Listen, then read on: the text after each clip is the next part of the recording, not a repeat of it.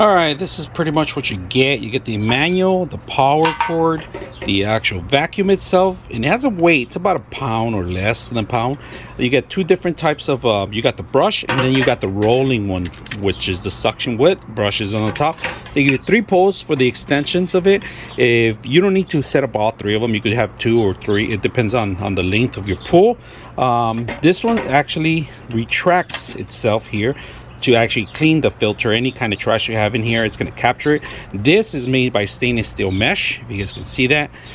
So you can put it back in there and start the vacuum. So let's go ahead and put this together and start using it.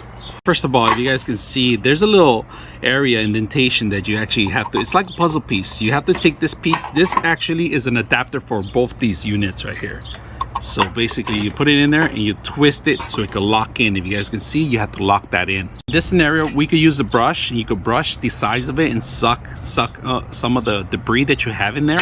Or if you want to just do the flooring and also little bristles, if you guys can see that. But this will actually do the same job as this one, but this one has the brush head, so you actually scrub the sides and the corners, places that this thing cannot be reached. All right, so right now we're going to use this one just to clean up some of the flooring.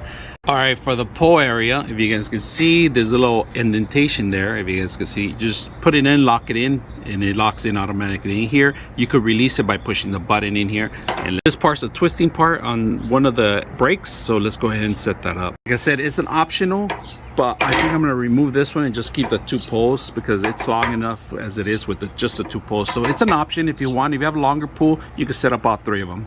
All right, power button is easy. It's a big old power button here you can't miss. You plug it in, you turn it on,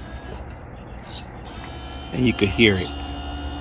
You could hear the suction on it. So we're gonna go ahead and set this up because I don't want to run it without any water coming in. I just wanted you guys to hear how loud it is. Charging it is simple.